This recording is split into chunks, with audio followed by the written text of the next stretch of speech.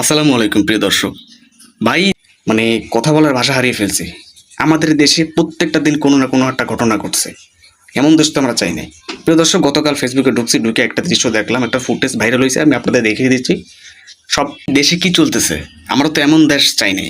প্রিয় দর্শক, গতকাল রিসেন্টলি ফেসবুকে সামাজিক যোগাযোগ মাধ্যমে একটা ভিডিও ফুটেজ ভাইরাল হয়েছে, যে একটা বৃদ্ধ পুরুষ তার ওয়াইফকে, অসুস্থ ওয়াইফকে কীভাবে ঘর থেকে টেনে হেসে বের করে নিয়ে কীভাবে, মানে দেখলেন আপনারা ফুটেজটা দেখতে পারবেন, আমি দেখিয়ে দিচ্ছি, কিছুটা সম্পূর্ণ দেখাইতে পারবো না।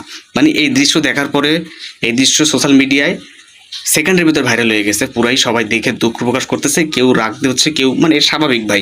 আমি দেখে পার্সোনালি আমার অন্তরটা পুরো ফেটে যাচ্ছে। কেমনে একটা মানুষ কীভাবে তার ওয়াইফ হোক বা তার বোন হোক বা তার আত্মীয় স্বজন বা প্রিয়জন যেই হোক, যতই সে কষ্ট দিক বা যতই সে জ্বালা নির্যাতন দিক, কিন্তু সে কিভাবে এমন কাজটা করতে পারে যে মানে আমি কল্পনায় ভাবতে পারতেছি না। এমন করুণ দৃশ্য বর্তমানে আমাদের দেশে অ্যাভেলেবেল অরহরহ এমন দৃশ্য মানে প্রতিদিন রেগুলার কোনো না কোনো জেলায় কোনো না কোনো বিভাগে এমন এমন ঘটনা ঘটছে।